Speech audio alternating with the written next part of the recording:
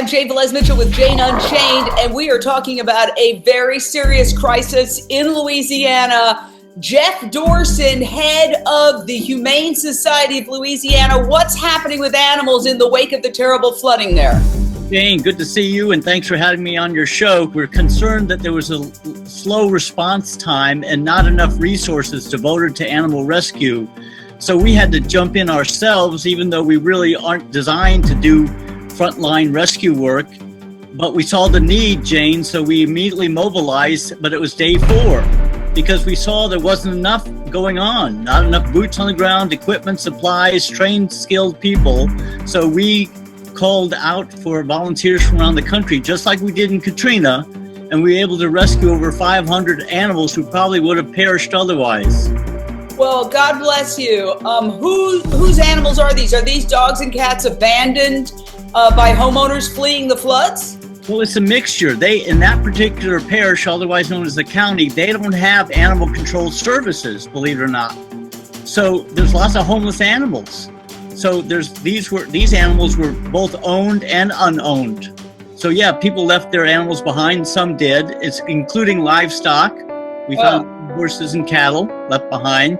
And remember how wildlife are displaced and they're affected. They have nothing to eat. You know, unfortunately, Jane, wildlife, there's hardly any real resources or skilled people devoted to wildlife rescue, apart from a little bit of wildlife and fisheries. So they're really on their own. They have to seek higher ground. There's hardly any watercraft large enough to take care of them on the scale that we saw. Anywhere from raccoons to possums to squirrels, anything in the woods, that they're affected. Remember, the water was 5 to 6 feet for 3 or 4 days. So and of course, all of this boils down to climate change. For those of you who buy the lie that climate change is a hoax, please wake up. It's real. And 99% of all scientists in this field conclude it is man-made climate change. And one of the big issues that is behind climate change, one of the big causes, is meat production. So while you're eating your cheeseburger, think twice, because that is contributing to climate change. If we all adopted a plant-based diet, we would have fewer storms, we would have less drought, we would have fewer fires. And so we're not just killing the animals we're eating, we're killing other animals as well. What can people do to help the Humane Society of Louisiana? Thank you, Jane. Go to our Facebook page and read about our daily updates and reports. I was pretty proud of our grassroots effort that not only did we rescue 500, we also have a lot of programs and services we're offering the affected communities. We have food and water stations for the animals left behind that we're pulling in as space becomes available. So it's called sheltering in place. Then we also have a food distribution program so that families can keep their pet. And then we also went to the Red Cross shelters where people are held and visited their pets to make sure they had supplies and food. So we had 3 or 4 different services besides rescuing animals to make sure that that particular community had everything it needed as much as we could to help their animals. So those are pretty good programs. And so you need the funding for those programs. Absolutely. We had nothing going in, and we rely on private donations. We didn't get a penny from the state, city, or feds. So it's all on us, Jane. And the last thing is, we just opened up a wonderful after-incident center in a horse barn. So now we have 30-plus dogs in a very wonderful, well-lit, well-ventilated area that the public can come and claim their dogs.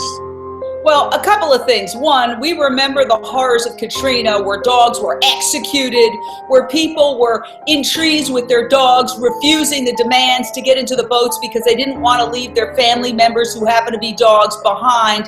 And supposedly we learned from that as a nation.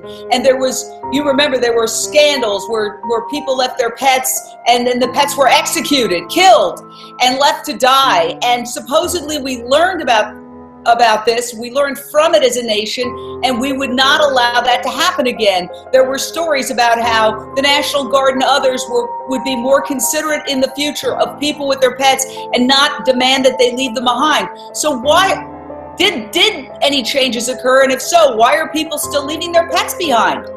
Jane, we were so disappointed in the federal and state response on this.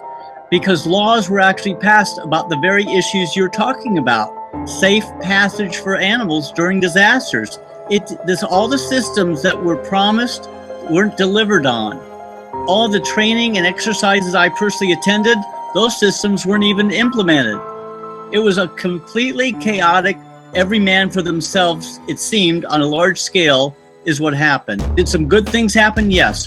But overall, low marks for the first responders who didn't follow what was asked of them. And that was massive response, probably a few hours after the incident, not 3 or 4 days, which is what happened.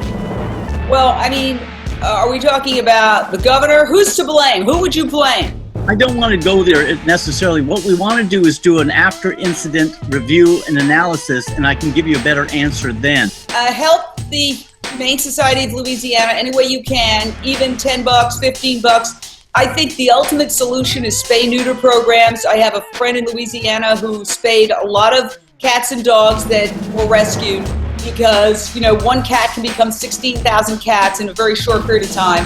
So the ultimate solution is spay and neuter your pets. And let me tell you, I have 3 dogs with my partner and a cat. And if there's a problem where I'm at, I'm taking my dogs. Exactly. I'm not leaving my dogs or my cat behind.